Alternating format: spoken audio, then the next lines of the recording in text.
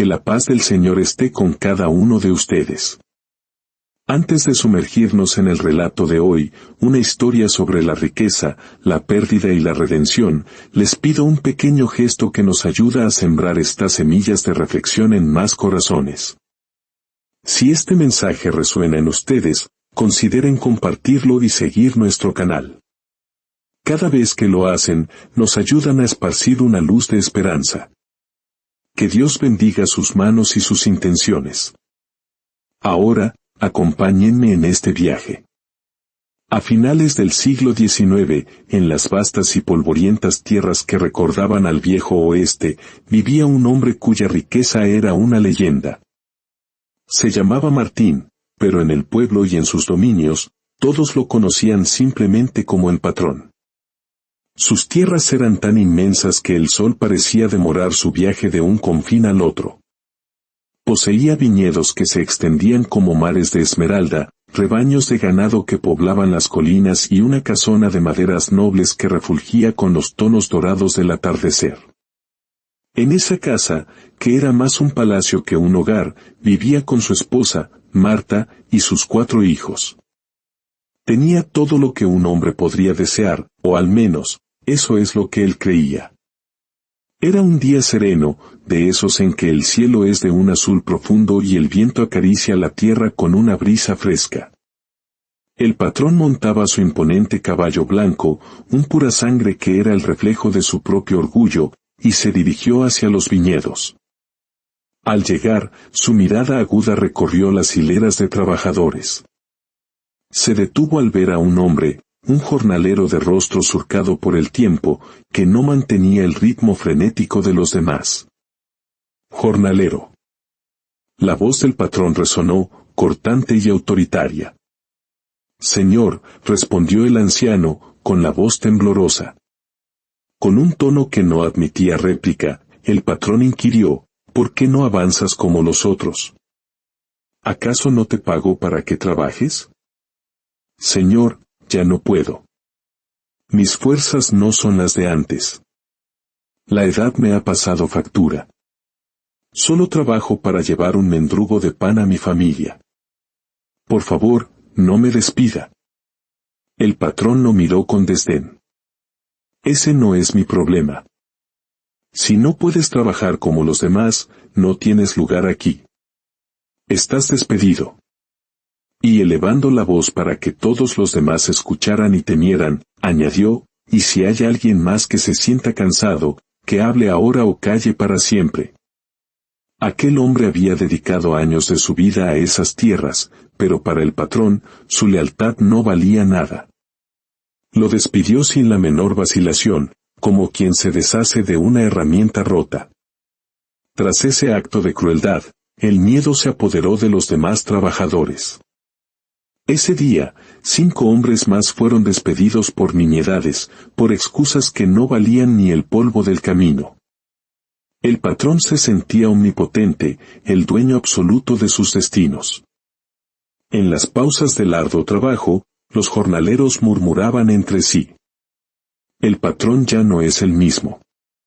Nos trata con desprecio, nos explota hasta el anochecer, decía uno, mientras sus manos ajadas levantaban pesadas canastas de uvas. Es verdad, compadre, respondía otro, sacudiéndose el polvo. El dinero lo ha cambiado. Ahora es un hombre al que no se le puede ni mirar. Te ordena como si fueras un animal. Entre ellos se encontraba Juan, el capataz. Un hombre de pocas palabras pero de profunda sabiduría, cuya lealtad al patrón había sido inquebrantable. Escuchaba en silencio, hasta que su voz grave y serena se alzó sobre los murmullos. El patrón ya no es el mismo, dijo, con la mirada perdida en el horizonte. La riqueza lo está consumiendo. Se cree el dueño del mundo, pero no se da cuenta de que, en realidad, se está perdiendo a sí mismo. Días después, el patrón reunió a todos en medio del viñedo.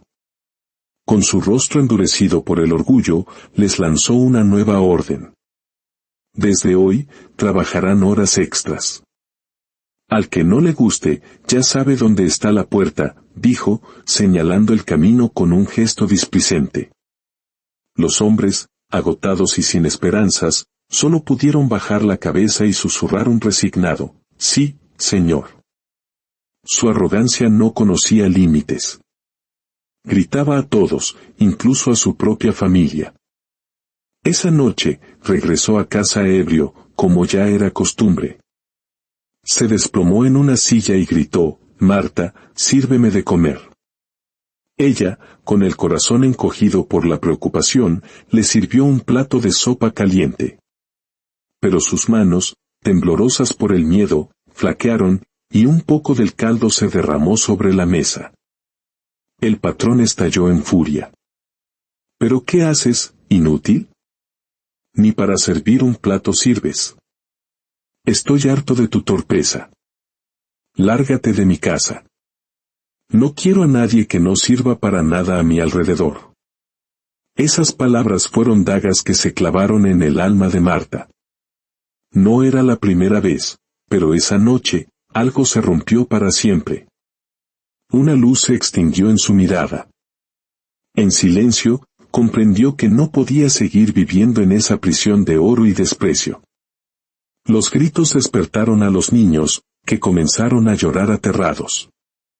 Marta los abrazó con todas sus fuerzas y, entre sus propias lágrimas, les susurró, nos iremos de aquí. En esta casa ya no hay amor, solo humillación. A la mañana siguiente, el patrón despertó en una casa sumida en un silencio sepulcral. No había nadie. Gritó el nombre de Marta, pero solo el eco le respondió. Seguro salieron, pensó con indiferencia. A veces, el alcohol y el orgullo le hacían olvidar que tenía una familia. Ajeno a la tormenta que se había desatado en su hogar, cabalgó hacia los viñedos, solo para encontrar a los pocos trabajadores que quedaban tomando un breve descanso. «Vagos», gritó. «¿Por qué no están trabajando?» Se dirigió directamente al capataz, a Juan, el hombre silencioso. ¿Por qué pierden el tiempo? Deberían estar cosechando esas uvas. Patrón, respondió Juan con calma. Han trabajado sin descanso. Necesitan reponer fuerzas. Además, somos pocos hombres porque usted despidió a los demás. No los contraté para quejarse. Si no pueden con el trabajo, que se vayan. Me da igual si me quedo solo. Los trabajadores, con el alma en vilo, volvieron a sus labores. A pesar del agotamiento, el miedo a no poder alimentar a sus familias era más fuerte. Esa noche, en la casa vacía, el patrón organizó una fiesta. Invitó a sus amigos de conveniencia y a mujeres del pueblo, llenando el silencio con música estridente, risas falsas y el correr del alcohol. Los días se convirtieron en una larga y borrosa fiesta de despilfarro. Pero un día, mientras miraba sus tierras a través de una ventana, con los ojos nublados por el licor, Juan, el capataz, entró en el salón. Su rostro reflejaba una decisión largamente meditada. «Patrón», dijo con voz firme.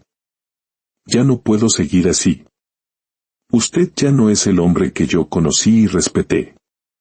Los trabajadores están al límite, y yo ya no puedo defender lo indefendible. Me voy». El patrón lo miró con una furia acumulada por años de soberbia. «¿Qué?», gritó, golpeando la mesa. «Yo te di todo cuando no eras nadie. Salvé a tu familia de la miseria. ¿Y así me pagas? Lárgate. Sin mí no eres nada». Juan no respondió.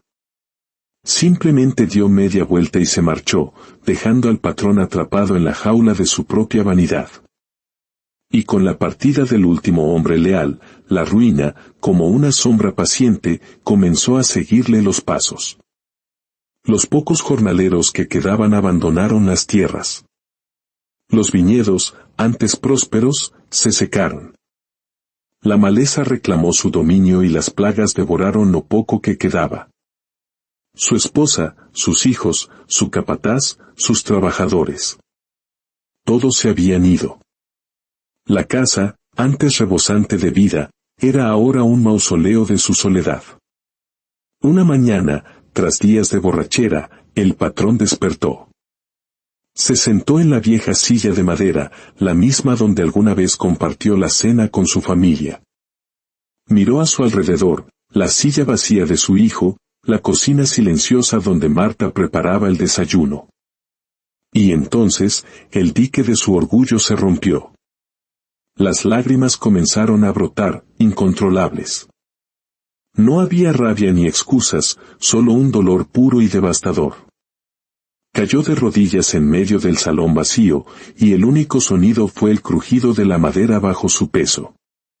No lloraba por el dinero perdido, sino por el amor que él mismo había asesinado. El alcohol y el orgullo lo habían devorado por dentro. ¿Qué he hecho? Sollozó, con la voz rota. Era un hombre derrotado. Tras meses de vagar como un fantasma entre las ruinas de su vida, tomó una decisión. Con paso lento y pesado, salió de la casa. Llevaba el sombrero arrugado y las botas gastadas. Salió en busca de su familia. Preguntando en el pueblo, encontró la humilde casa donde ahora vivía Marta. Golpeó la puerta. Cuando se abrió, allí estaba ella. Sus miradas se encontraron en un silencio denso y cargado de historia. ¿Qué haces aquí?, preguntó Marta, su voz firme pero teñida de un dolor antiguo. Él intentó hablar, pero la culpa le ahogaba las palabras. Finalmente, logró susurrar, Vine a pedir perdón.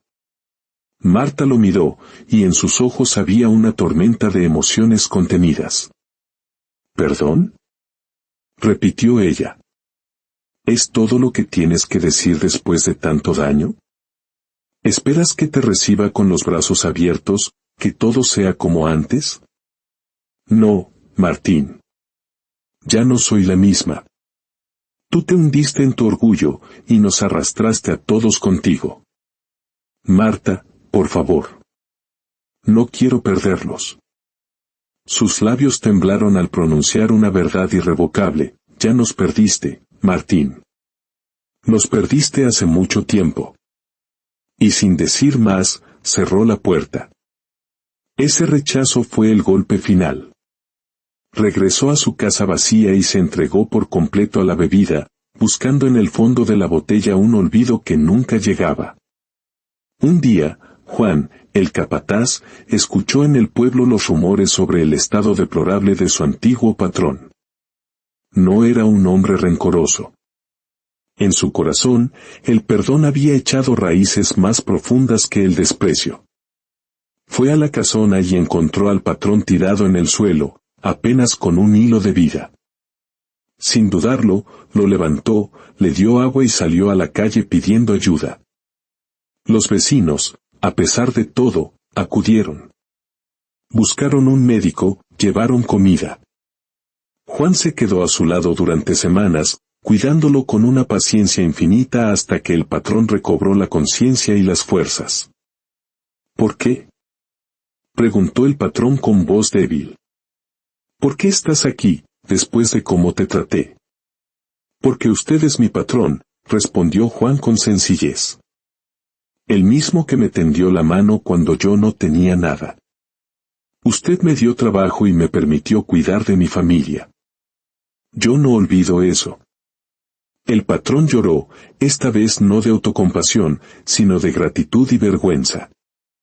El perdón inmerecido de aquel hombre fue el agua que comenzó a sanar su alma reseca. Con el tiempo, el patrón, con humildad, empezó de nuevo. Se volvió amable, atento. La gente del pueblo notó el cambio. Ya no era el tirano soberbio, sino un hombre distinto, más humano. Un día, se atrevió a buscar a Marta de nuevo. Ella, al verlo, se sorprendió de la paz que había en su mirada. Le permitió ver a sus hijos. Por primera vez en años, el patrón sonrió. Una sonrisa genuina, no por el dinero o el poder, sino por la simple y milagrosa oportunidad de volver a ser padre, de ser un hombre mejor. Comprendió al fin que la verdadera riqueza no se cuenta en monedas de oro, sino en momentos de amor, en actos de respeto y en lazos de perdón. Encontró la paz, no en la fortuna que tuvo, sino en el abrazo de sus hijos y en la oportunidad de empezar de cero. Así termina la historia del patrón, un hombre que, por tenerlo todo, casi pierde lo único que de verdad importa. Porque el dinero puede comprar tierras, pero no corazones. Puede comprar obediencia, pero no lealtad. Y cuando el orgullo gobierna, el alma se marchita desde adentro. Si hoy sientes que tu voz se impone más de lo que tus oídos escuchan, detente. Porque nadie es tan grande como para no necesitar perdón, ni tan poderoso como para no conocer la soledad. Recuerda las palabras de nuestro Señor Jesús en el Evangelio de Marcos, ¿de qué le sirve al hombre ganar el mundo entero, si pierde su alma? Despierta, antes de que sea demasiado tarde. Que la gracia de Dios te acompañe siempre.